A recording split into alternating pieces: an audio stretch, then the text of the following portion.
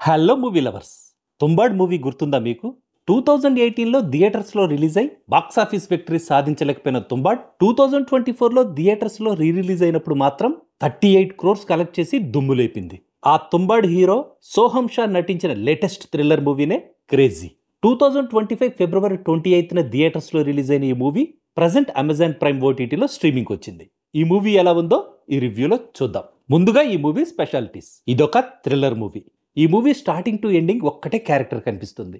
అది కూడా సోహం షా ఒక్కడే స్క్రీన్ మీద కనిపిస్తాడు. మిగిలిన క్యారెక్టర్స్ ఏవి స్క్రీన్ పై కనిపించవు.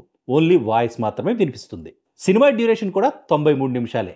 8 crores తో మూవీ తీస్తే 15 crores కలెక్ట్ చేసింది. ఫ్యామిలీతో కూడా కలిసి చూడొచ్చు ఈ మూవీని.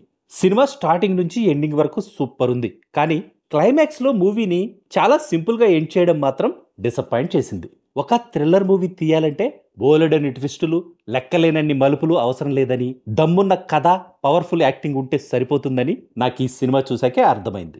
డైరెక్టర్ గిరీష్ కోహ్లీ తన రైటింగ్తో, తన టేకింగ్తో మెంటల్ ఎక్కించాడు. కథలో వావ్ ఫ్యాక్టర్ ఏం లేదు, కానీ చాలా సీన్స్ వావ్ అనిపించాయి. దానికి కారణం అద్భుతంగా ఉన్న సినిమాటోగ్రఫీ.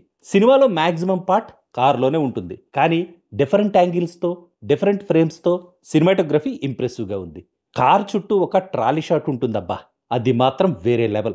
ఎడిటింగ్ అండ్ మ్యూజిక్ కూడా ఈ సినిమాకి చాలా ప్లస్ అయ్యాయి. మూవీలో ఓల్డ్ సాంగ్స్ని యూజ్ చేసిన విధానం కూడా బాగుంది. సోహం షా వన్ మ్యాన్ షో ఈ సినిమా. తన యాక్టింగ్ గురించి ఎంత చెప్పినా తక్కువే. తన పవర్ఫుల్ పెర్ఫార్మెన్స్తో ఆడియన్స్ని మెస్మరైజ్ చేశాడు. తన వాయిస్ మాడ్యులేషన్, ఎక్స్ప్రెషన్స్ సూపర్గా ఉన్నాయి. స్క్రీన్ మీద కనిపించకపోయినా నిమిషా సజయన్, టిను ఆనంద్, శిల్పా శుక్లాలు తమ వాయిస్తో ఆడియన్స్లో ఒక రకమైన టెన్షన్ని క్రియేట్ చేశారు. ఫైనల్గా చెప్పాలంటే ఒక కొత్త రకం థ్రిల్లర్ మూవీ చూడాలనుకునే వాళ్లకు ఈ మూవీ మస్ట్ వాచ్.